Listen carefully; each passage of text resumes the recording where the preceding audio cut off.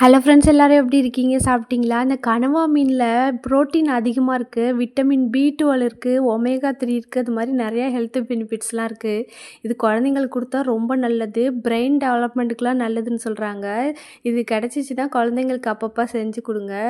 இது கிளீன் பண்ணும்போது இது மை மாரி ஒரு பொருள் இருக்கும். அத எடுத்துறணும். அதெல்லாம் யூஸ் பண்ணக்கூடாதுன்னு சொல்லுவாங்க. எல்லாத்தையும் எடுத்ததுக்கப்புறம் நல்லா ஒயிட்டா அளவுக்கு நல்லா கழுவி வச்சுக்கலாம். இது உப்பு போட்டு கிளீன் பண்ணா நொரை மாரி வந்துட்டே இருக்கும். அந்த நொரை போற அளவுக்கு நல்லா கிளீன் பண்ணிட்டு, இந்த சிசர் வச்சு நல்லா பொடியா கட் பண்ணி வச்சுக்கலாம்.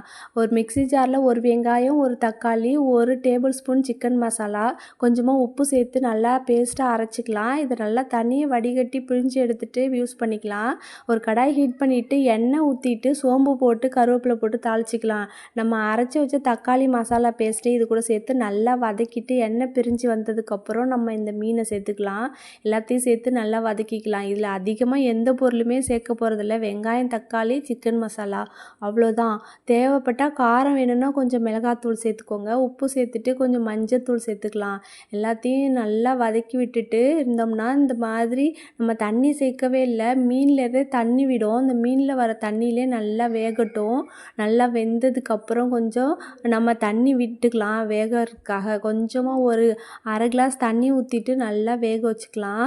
இது ட்ரை ஆனதுக்கப்புறம் நல்லா ஒரு மாதிரி 65 மாதிரி இருக்கும். ஆனால் இதில் ஒரு மாதிரி டப் டப்புன்னு வெடி சத்தம் மாதிரி கேட்கும். அது வரைக்கும் நல்லா ஃப்ரை பண்ணிவிட்டு இதை நல்லா ட்ரை ஆக்கிட்டு சாப்பிட்லாம். குழந்தைங்களாம் விரும்பி சாப்பிடுவாங்க. கண்டிப்பாக இந்த மாதிரி சிம்பிளாக செஞ்சு ட்ரை பண்ணி பாருங்கள். அதை க்ளீன் பண்ணுற டைம் தான். க்ளீன் பண்ணியாச்சுன்னா டக்குன்னு ஈஸியாக செஞ்சு முடிச்சிடலாம். ட்ரை பண்ணி பார்த்துட்டு எப்படி இருந்ததுன்னு கமெண்ட் பண்ணுங்கள். வீடியோ பிடிச்சிருந்தா லைக் பண்ணி சப்ஸ்கிரைப் பண்ணிக்கோங்க. லைக் பண்ணுங்க, மறக்காம சப்ஸ்கிரைப் பண்ணுங்க.